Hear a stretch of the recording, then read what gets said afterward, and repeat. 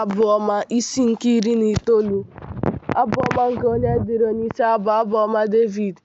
Eluigwe na-akọ nsọpụrụ Chineke, ọ bụkwa ọrụ aka ya ka mbara eluigwe na-egosi. Otu ụbọchị na-agwa ụbọchị ibe ya okwu ọnụ n'ụba, otu abalị na-ekwupụtakwara abalị ibe ya ihe ọmụma. Okwu ọ na-adịghị, ọ dịghịkwa okwu dị, anụghị olu ha. N'ụwa niile ka eriri ọtụtụ ha pụworo jezuo, na nsọtụ elu ụwa dum mmadụ bi ka okwu ha pụwokwara jezuo. Ọ dọwara anyanwụ ụlọ ikwu n'ime ha. Anyanwụ ahụ dịkwa ka nwoke na-alụ nwunye ọhụrụ, nke na-esi n'ụlọ ndina ya pụta. Obi na-atọ ya ụtọ dịka nwoke dị ike ịgbaso ụzọ ya. Site n'otu nsọtụ eluigwe ka mpụta ya dị, ịbịa gburugburu ya dịrukwara nsọtụ ya niile. Ọ dịghịkwa ihe zonarịworo okpomọkụ ya. Iwu Jehova zuru oke, na-eweghachi mkpụrụ obi. Ihe àmà Jehova kwesịrị ntụkwasị obi, na-eme ka onye na-enweghị uche mara ihe. Ụkpụrụ niile nke Jehova tọrọ ziri ezi, na-eme ka obi ṅụrịa ọṅụ. Ihe Jehova nyere n'iwu na-enwu enwu, na-enye anyị ìhè. Egwu Jehova dị ọcha.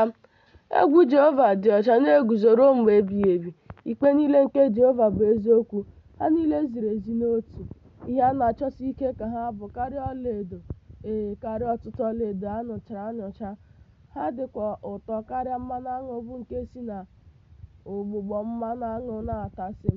Ọzọ, eji ha dọọ ọrụ gị aka na ntị, n'ebe ha ka ọkpụkpọ ọrụ hiri nne na-apụta. Mmehie mehieworo n'amaghị ama, onye ga-agbaghara ha? Gụọ m n'onye ikpe ihe nzuzo niile na-amaghị. Gbochikwa ohu gị na mmehie nganga. Ekwela ka ha na-achị m. Mgbe ahụ ka m ga-ezu oke, a ga-agụkwa m n'onye ikpe njehie hiri nne na-amaghị. Ka okwu niile nke ọnụ m na ntụgharị nke obi m bụrụ ihe na-atọ ụtọ n'ihu gị, Jehova, bụ oke nkume m na onye mgbapụta m. Isi nke 20. Abụ ọma nke onye dịrị onyeisi abụ Abụ ọma Devid. Jehova zaa gị n'ụbọchị mkpa. Aha Jehova nke Jekọb mee ka ị nọ n'elu.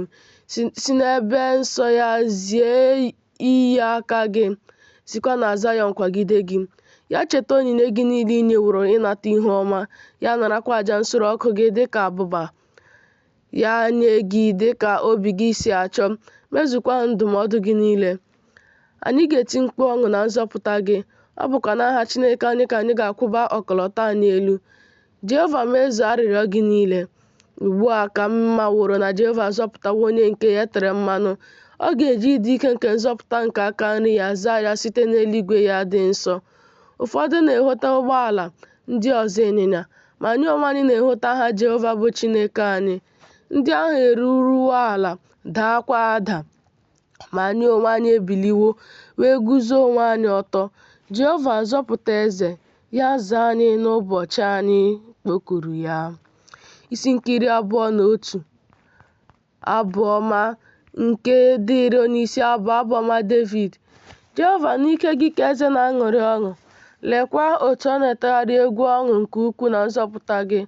Ọ bụ ihe obi ya na-achọsi ike ka i nyeworo ya. I gbochighịkwa arịrịọ egbugbere ọnụ ya. N'ihi na iji ngosi nke ọdịmma zute ya, ị na-atụkwasị okpueze nke ọlaedo a nụchara anụcha n'isi ya. Ndụ ka ọ rịọrọ n'aka gị, inyewo ya ndụ ahụ bụ ụbọchị ndụ dị ogologo ruo mgbe niile ebighị ebi. Nsọpụrụ ya dị ukwuu na nzọpụta gị, ebube na ịma mma ka ị na-atụkwasị ya. N'ihi na ị na-eme ya ka ọ bụrụ ngọzi ruo mgbe ebighị ebi. Ị na-ewere ọṅụ mee ka ọ ṅụrịa n'ihu gị. N'ihi na eze na-atụkwasị Jehova obi, sitekwa n'ebere nke onye kachasị ihe niile elu. Agaghị ewezuga ya n'ọnọdụ ya. Aka gị ga-achọpụta ndị iro gị niile. Aka nri gị ga-achọpụta ndị na-akpọ gị asị. Ị ga-eme ka ha dị ka ite ọkụ ukwuu dị ọkụ, na mgbe iji mee ka ha hụ ihu gị. Jehova ga-eloda ha n'iwe ya, ọkụ ga-eripịakwa ha. Ị ga-eme ka mkpụrụ ha si n'ụwa laa n'iyi, ụmụ ha kwa site n'etiti ụmụ mmadụ, n'ihi na ha setịpụrụ ihe ọjọọ megide gị.